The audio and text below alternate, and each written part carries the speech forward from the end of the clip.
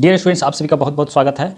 बच्चों, ये क्लास 8 का हिंदी बुक है, चैप्टर 6, और इस चैप्टर का नाम है स्वामी विवेकानंद। तो स्वामी विवेकानंद के बारे में लगभग हम लोग 1 क्लास से ही पढ़ते आ रहे हैं। तो ये इतने महान पुरुष हैं कि इनके बारे में लगभग हम लोग पिछले हर क्लास में पढ़ चुके हैं।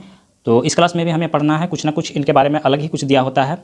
तो उनको एक बार थैंक्स कह देंगे जिनके द्वारा ये पिक्चर हमें मिला है और जिनके द्वारा मैं इस वीडियो को बना पा रहा हूँ। तो वो एक स्टूडेंट है जिनका नाम प्रियांशु है, तो उनके द्वारा मिला हुआ है। तो चलिए इस चैप्टर को मैं पढ़कर आप लोगों को बतला देता हूँ। मैं इसे विशेष रूप से एक्सप्लेन नहीं करूँगा क्योंकि आप लोग उतने समझदार हैं, 8 क्लास के स्टूडेंट उतने समझदार हैं कि सिर्फ सुन लेने से ही सारा कुछ समझ में आ जाता है। एक बालक था नरेंद्र।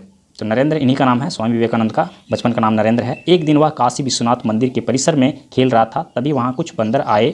बालक नरेंद्र के पास कुछ चने थे। उसने एक बंदर के बच्चे को चने दिखाकर अपने पास बुला लिया।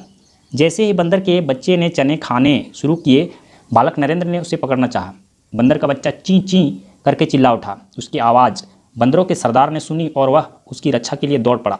सरदार लंबा चौड़ा और भयानक था। उसे देखकर नरेंद्र भागने लगा। आगे आगे नरेंद्र भाग रहा था, पीछे पीछे बंदरों का सरदार। नरेंद्र मंदिर के अंदर जा छिपा, परंतु बंदरों का सरदार वहाँ भी पहुँच गया। अगर आप स्वामी विवेकानंद के बारे में जानते हैं, उनके बचपन के बारे में जानते हैं, तो ये भी पता होगा कि स्वामी विवेकानंद बचपन में काफ़ी नटखट थे, काफ़ी शरारती थे। तो इस तरह का घटना उनके साथ आम बात है, इस तरह की घटना घट सकता है, लेकिन हर घटना से उन्हें बहुत कुछ सीखने को मिला है। आगे देखते हैं।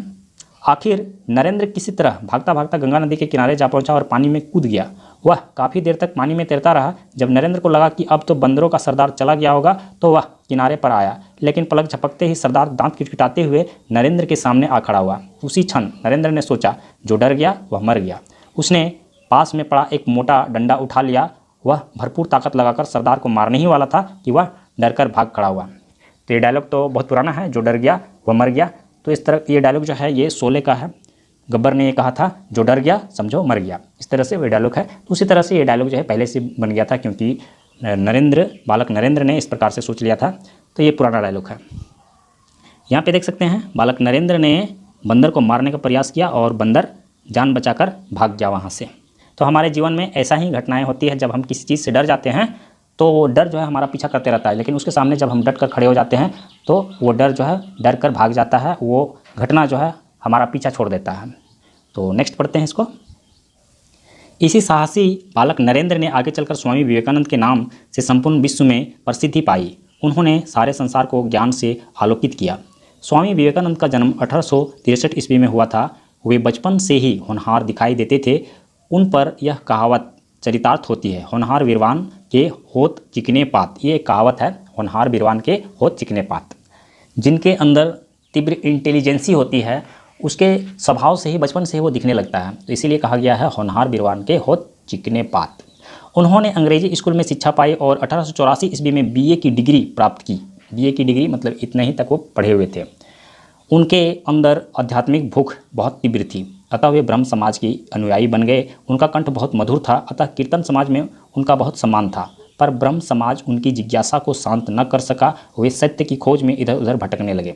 ब्रह्म समाज के संस्थापक थे राजा राम मोहन राय, और इस तरह के जितने भी धार्मिक संस्था होते थे उसमें वो जुड़ जाया करते थे। अपने जिज्ञासा को शांत करने के लिए उनके अंदर जितने भी सवाल उठते थे, उन सवालों के जवाब को जानने के लिए, लेकिन वहाँ भी वे संतुष्ट नहीं हुए। फिर जो है इधर उधर भटकने लगे। उन दिनों स्वामी रामकृष्ण परमहंस के प्रति लोगों में अत्यधिक श्रद्धा थी। नवयुवक नरेंद्र नाथ ने भी उनके सत्संग से लाभ उठाना प्रारंभ कर दिया। उन्होंने स्वामी रामकृष्ण परमहंस को अपना गुरु बना लिया। परमहंस जी की वाणी में अद्भुत आकर्षण शक्ति थी, जिसने नरेंद्र नाथ को अपने वशीभूत कर लिया। नरेंद्र नाथ उनके भक्त बन गए। रामकृष्ण परमहंस को वे अपना गुरु मान लिए, क्योंकि रामकृष्ण परमहंस के अंदर इतनी ज्ञान थी कि स्वामी विवेकानंद के अंदर जितने भी सवाल उठते थे उन सभी सवालों के जवाब वो दे पाते थे। नरेंद्र की माता की इच्छा थी कि उसका पुत्र वकील बने और उसका विवाह किसी अच्छे घर में हो। जब नरेंद्र नाथ ने स्वामी रामकृष्ण परमहंस के प्रभाव में आकर संन्यास लेने का निश्चय किया तो माँ को बहुत दुख हुआ। नरेंद्र नाथ की वैराग्य वृत्ति दिन प्रतिदिन बढ़ती ही गई। वे आध्यात्मिक ज्ञान की प्राप्ति के लिए हिमालय की ओर चले गए। वहाँ कई वर्ष तक तपस्या और साधना में लगे रहे। सत्य की खोज में उन्होंने अनेक प्रकार के कष्ट झेले। उन्हें 3-3 दिन तक खाना नहीं मिलता था और कई बार ऐसे स्थानों पर नंगे बदन सोना पड़ा था जहाँ की भयंकर सर्दी का अनुमान थर्मामीटर से भी नहीं लगाया जा सकता। कितनी ही बार उनका सामना शेर, बाघ तथा दूसरे जंगली जानवरों से हुआ। इन वाक्यों से आप लोग अंदाज़ा लगा सकते हैं कि इस तरह का समस्या जो है कोई साधारण आदमी झेल नहीं सकता है, और जो झेल सकता है वो साधारण आदमी नहीं हो सकता। इसीलिए स्वामी जी को इतना ज्ञान प्राप्त हुआ। सीधे शब्दों में, जीवन में अगर हम अत्यधिक कष्ट को झेल कर पार करते हैं तो हम उतने सफल व्यक्ति बन सकते हैं। पहाड़ से उतरकर उन्होंने सारे देश का भ्रमण किया। वे लोगों को धर्म और नीति के तत्वों का उपदेश देते थे। कई जगह उनकी खिल्ली उड़ाई गई, पर उन्होंने इसकी तनिक भी परवाह ना की। धीरे धीरे उनकी ख्याति चारों ओर फैलने लगी। तो इस तरह से जब भी कोई भी व्यक्ति कोई बड़ा काम करता है, आप भी कभी जीवन में बड़ा काम करना चाहेंगे तो लोग आपकी खिल्ली उड़ाएंगे, बोलेंगे ये पागल हो गया, ऐसा कभी हो नहीं सकता है। और जब आप अपने काम में डटे रहते हैं तो फिर लोग आपके पीछे पीछे आने लगते हैं। तो स्वामी विवेकानंद के जीवन से हम लोग बहुत कुछ सीख सकते हैं। उन्हीं दिनों स्वामी जी को अमेरिका में होने वाले सर्वधर्म सम्मेलन का समाचार मिला। वे तुरंत उसमें सम्मिलित होने को तैयार हो गए। हिंदू धर्म का उनसे बड़ा ज्ञानी और वक्ता उस समय और था ही कौन। भक्त मंडली की सहायता से वे अमेरिका जा पहुँचे। वहाँ पहुँचकर उन्हें ज्ञात हुआ कि अभी सम्मेलन होने में बहुत देर है। प्रतीक्षा के उनके ये दिन बहुत कष्ट में बीते। निर्धनता की यह दशा थी कि उनके पास ओढ़ने बिछाने तक के पूरे कपड़े न थे, पर संतोष वृत्ति के कारण वे सब कष्टों को झेल गए। तो ऐसे समय जैसे उन्हें पता चला तो वे चंदा जमा करके गए थे, और अमेरिका जाना उसमें काफ़ी खर्च होता है, और फिर वहाँ पे आपको रुकना उसमें और खर्च बढ़ जाता है। तो ऐसी स्थिति में उन्हें रुकना पड़ा, और निर्धनता को वे झेल रहे थे, गरीबी को जो है झेल रहे थे। काफ़ी कष्ट झेल कर वहाँ पे वे अपना समय बिताए। जिस घड़ी का वे इंतज़ार कर रहे थे वो समय आ गया था। वे चाहते थे कि वहाँ पे सभा में उन्हें बुलाया जाए और वे कुछ बोले, श्रीमुख से कुछ कहे। स्वामी जी ने वहाँ ऐसा पांडित्यपूर्ण, ओजस्वी और धाराप्रवाह भाषण दिया कि श्रोता मंत्रमुग्ध हो गए। उन्हें यह विश्वास ही न होता था कि प्राचीन भारत का हिंदू ऐसा विद्वतापूर्ण भाषण भी दे सकता है। लोगों को यह यकीन नहीं था कि कोई भी हिंदुस्तान से आके इस प्रकार से मनमोहक भाषण, धाराप्रवाह भाषण दे सकेगा। तो उन लोगों के लिए यह बात अविश्वसनीय थी। स्वामी जी ने पश्चिम वालों को बताया, कर्म को केवल कर्तव्य समझकर करना चाहिए, उसमें फल की इच्छा नहीं रखनी चाहिए। यह बात उनके लिए बिल्कुल नई थी। यह बात तो हमारे लिए काफ़ी पुरानी है। कर्मण्येवाधिकारस्ते मा फलेषु कदाचन, इस तरह का एक श्लोक है। आपको महाभारत शुरू होने से पहले यह श्लोक आता था। तो कर्म की वैल्यू होती है और उसमें फल की इच्छा नहीं करनी चाहिए। स्वामी जी के भाषणों की प्रशंसा वहाँ के समाचार पत्रों में छपने लगी। उनकी वाणी में यह प्रभाव था कि सुनने वाले आत्मविस्मृत हो जाते थे, मतलब उनकी बातों में खो जाते थे। उन्हें कोई भी इमरजेंसी है, कुछ भी है, उन चीज़ों को सब भूल जाया करते थे, उनकी बातें सिर्फ सुना करते थे। तो इतने ओजस्वीपूर्ण भाषण देते थे वो, इतने ज्ञानपूर्ण भाषण देते थे, ज्ञानवर्धक भाषण देते थे। स्वामी जी अमेरिका में करीब 3 साल रहे और वहाँ वेदांत का प्रचार करते रहे। इसके बाद वे इंग्लैंड चले गए। उनकी ख्याति वहाँ पहले ही पहुँच गई थी। वहाँ ऐसे ऐसे वैज्ञानिक जो खाना खाने के लिए प्रयोगशाला न छोड़ पाते थे, स्वामी जी का भाषण सुनने के लिए घंटों प्रतीक्षा करते रहते। वे करीब 1 वर्ष वहाँ रहे। वहाँ के लोग स्वामी जी द्वारा बताए वेदांत पर लट्टू हो गए। उनके कई अंग्रेज शिष्य उनके साथ ही भारत आए। तो उनके शब्दों में इतनी शक्ति थी कि लोग जो है उन्हें सुने बगैर नहीं रह सकते थे। उनका कई घंटों तक इंतज़ार करते थे उनको सुनने के लिए, और जो लोग उनको विशेष रूप से सुने वो तो उनके शिष्य ही हो गए और उनके साथ हिंदुस्तान आ गए। यहाँ पे एक चीज़ बतलाया गया है कि स्वामी जी अमेरिका में 3 साल रहे। जब वे वहाँ गए थे चंदा इकट्ठा करके, तो उस समय जो उनको रहने में काफ़ी परेशानी हो रही थी, निर्धनता का सामना कर रहे थे। तो अब जो है वे 3 साल कैसे रह पाए। तो यहाँ पे जानने वाली बात यह है कि वे जब वेदोपदेश देने लगे, अपना भाषण देने लगे, तो फिर जो है लोग ज्ञानवर्धक भाषण को सुनकर काफ़ी बड़े बड़े दान, डोनेशन दिया करते हैं। तो समझ लीजिए कि उन्हीं पैसों से फिर जो है उनका जीवन चलने लगा। तो इसीलिए वे 3 साल रहने सके, वरना निर्धनता में कोई 3 साल अमेरिका में नहीं रह सकता। 16 सितंबर 1896 को स्वामी जी स्वदेश लौटने के लिए रवाना हुए। स्वामी जी जब जहाज़ से कोलंबो में उतरे तो जनसाधारण ने जिस उत्साह और उल्लास से उनका स्वागत किया वह दर्शनीय था। लोग उनकी एक झलक पाने के लिए दूर दूर से मंजिलें तय करके आते थे। वे इतने प्रसिद्ध हो गए थे कि उनको मात्र देखने के लिए लोग लंबी दूरी तय करके आते थे। तो वे 1896 ईस्वी में वे अपने देश आने के लिए कोलंबो में उतरे। तो कोलंबो जो है वो श्रीलंका का राजधानी है, और वहाँ लोगों ने उनका भव्य स्वागत किया। स्वामी जी का रूप बड़ा ही सुंदर एवं भव्य था। उनका शरीर गठा हुआ था, उनकी दृष्टि में चुंबकीय प्रभाव था और मुखमंडल पर आत्मतेज की चमक। उनका स्वभाव अति सरल और व्यवहार अति विनम्र था। वे अंग्रेजी के पूर्ण पंडित और अपने समय के सर्वश्रेष्ठ वक्ता थे। वे अंग्रेजी के अतिरिक्त Sanskrit, German, Hebrew, Greek, French आदि भाषाओं के अच्छे ज्ञाता थे। वे केवल 4 घंटे सोते थे, प्रातः 4 बजे उठकर जप ध्यान में लग जाते थे। तो उनका शरीर काफ़ी सुंदर और आकर्षक था और उनके शरीर में एक चमक होती थी जो लोग उन्हें देखते ही रह जाते थे। उनका व्यवहार काफ़ी विनम्र होता था। वे अंग्रेजी के बहुत ही ज्ञानी पुरुष थे। उस समय वे अनेक देशों में भ्रमण करते रहते थे, जिसके कारण उनके पास कई सारे भाषाओं के नॉलेज था। कई भाषाओं को आसानी से बोल सकते थे।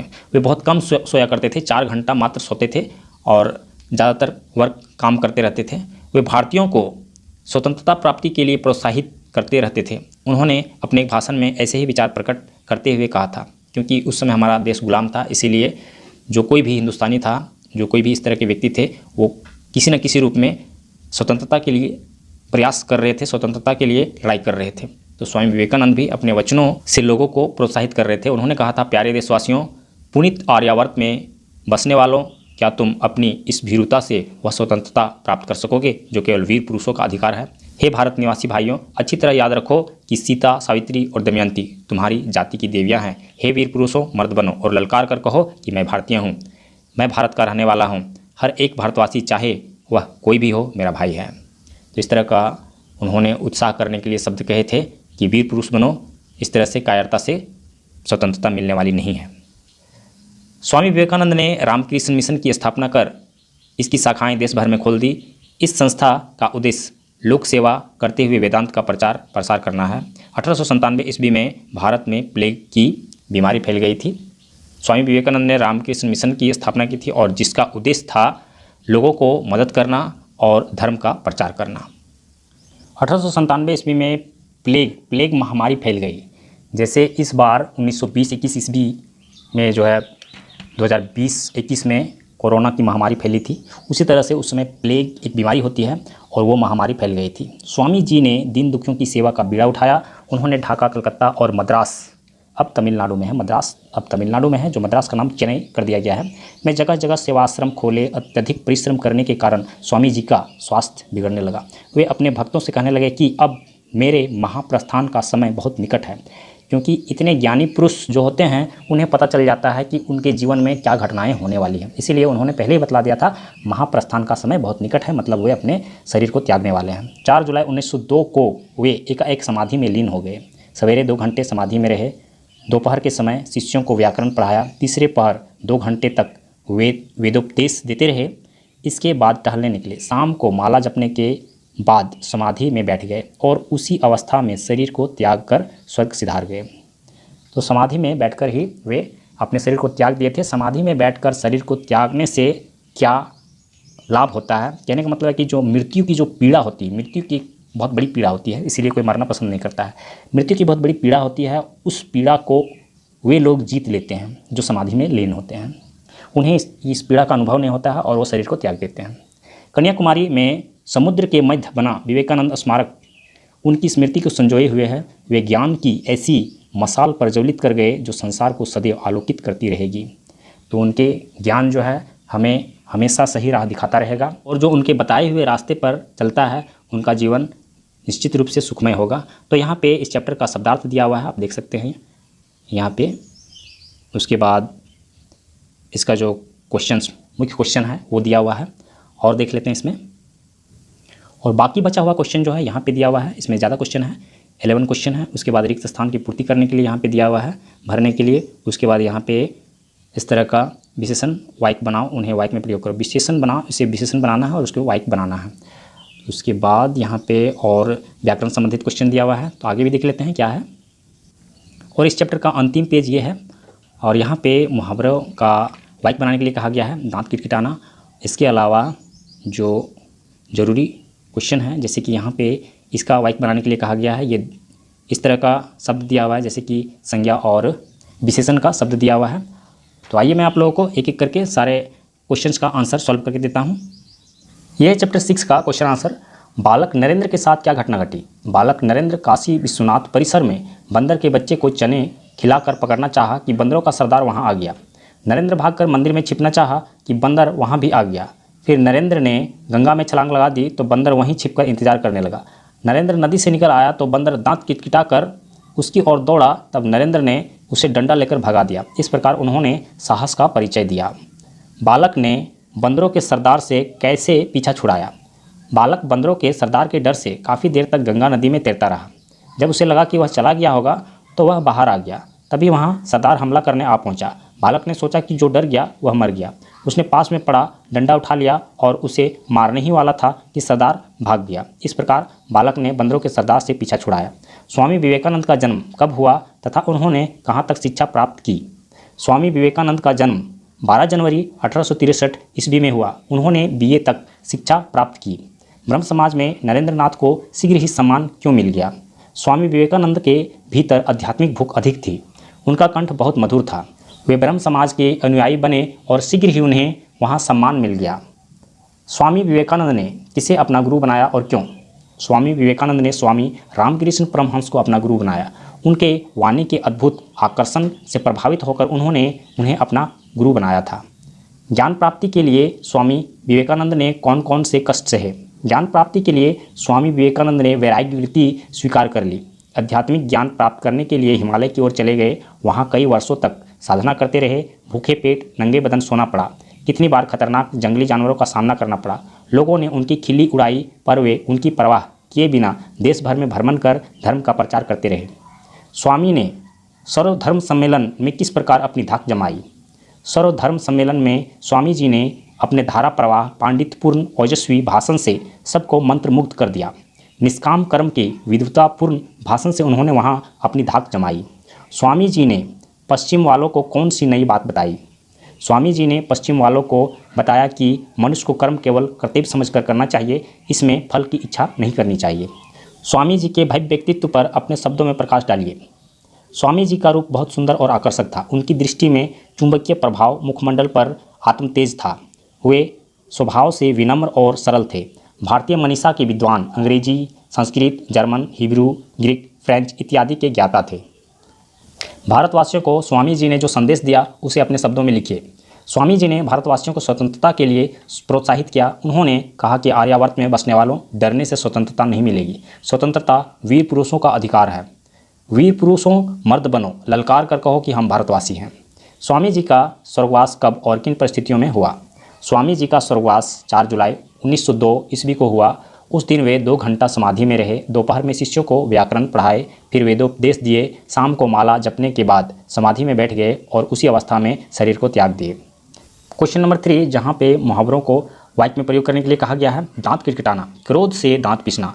बालक को देखते ही बंदर दांत किटकिटाते हुए हमला कर दिया। वशीभूत कर लेना, मोहित कर लेना। देश प्रेम ने मोहन को ऐसा वशीभूत कर लिया कि वह सैनिक में भर्ती हो गया। लट्टू होना, फिदा होना। राजेश नृत्य के शौकीन है, तभी तो वह ऐसे कार्यक्रम पर लट्टू रहता है। खिल्ली उड़ाना, उपहास करना। किसी का खिल्ली उड़ाना अच्छी बात नहीं होती। एक झलक पाना, एक अंश दिखाई देना। स्वामी जी का एक झलक पाने के लिए लोग घंटों इंतजार करते थे। आगे यहाँ पे क्वेश्चन नंबर 6 में वाक्य बनाने के लिए कहा गया है, जहाँ पे इस प्रकार के शब्द है जो एक संज्ञा है तो दूसरा जो है वो विशेषण है उसका। जैसे प्रसिद्ध हो गया तो प्रसिद्धि हो गया, इस तरह का शब्द दिया हुआ है यहाँ पे। प्रसिद्धि, स्वामी जी की प्रसिद्धि विदेशों तक फैल गई। प्रसिद्ध, बालक नरेंद्र स्वामी विवेकानंद के रूप में प्रसिद्ध हुए। मधुर, उनका कंठ बहुत मधुर था। माधुरी, उनकी आवाज़ में ऐसी माधुरी थी कि लोग उन्हें सुनते रह जाते थे। विज्ञान, विज्ञान ने हमारे जीवन को सरल कर दिया है। वैज्ञानिक, सभी कार्य के पीछे वैज्ञानिक दृष्टिकोण होता है। इसके अलावा जो शॉर्ट क्वेश्चन है उसको मैं आपको स्टूडेंट के कॉपी से दिखा देता हूँ। यहाँ पे आप देख पा रहे होंगे क्वेश्चन नंबर 3, और यहाँ पे रिक्त स्थानों की पूर्ति करने के लिए कहा गया है। तो यहाँ स्वामी विवेकानंद के बचपन का नाम नरेंद्र था, इसमें नरेंद्र भरा गया है। उसके बाद क्वेश्चन नंबर 2 में यहाँ पे विश्व भरा गया है। क्वेश्चन नंबर 3 में यहाँ पे वकील भरा गया है। क्वेश्चन नंबर 4 में यहाँ पे अद्भुत आकर्षण ये भरा गया है। और 5 में 4 जुलाई 1902 ईस्वी, 4 जुलाई 1902 ईस्वी उनका देहांत हुआ था। उसके बाद यहाँ पे विशेषण बनाओ और उन्हें वाक्य में प्रयोग करो। यहाँ भी वाक्य में प्रयोग करने के लिए कहा गया है। तो यहाँ पे है उत्सुकता, उत्सुकता को उत्सुक बनाया गया है विशेषण में, और यहाँ पे उसका वाक्य बनाया गया है। स्वामी विवेकानंद विश्व धर्म सम्मेलन में जाने के लिए उत्सुक थे। संतोष, उसका संतोषी हो गया। विवेकानंद बहुत संतोषी महापुरुष थे। प्रसिद्धि, प्रसिद्ध, विवेकानंद विश्व में प्रसिद्ध हुए। मधुरता, मधुर, स्वामी जी की वाणी बहुत मधुर थी। वीरुता, वीरू, स्वामी जी बचपन से ही वीरू नहीं बहादुर थे। वीरू मतलब होता है कायर होना, तो वो कायर नहीं थे, बहादुर थे। इसके अलावा इसमें और अगर दिया हुआ है तो यहाँ पे हम नहीं, इसमें और नहीं दिया हुआ है। यहाँ पे यह चैप्टर समाप्त हो गया है। अगर हमारा वीडियो आप लोग के लिए हेल्पफुल होता है तो आप हमारे वीडियो को लाइक कीजिए, हमारे चैनल को सब्सक्राइब करके रखिए। यहाँ पे आपको चैप्टर 7 दिखाई दे रहा है, तो इसके बाद वाला जो वीडियो है आपको नेक्स्ट चैप्टर 7 मिलेगा। तो इस चैप्टर को पढ़ने के लिए हम लोग नेक्स्ट वीडियो पे चलेंगे।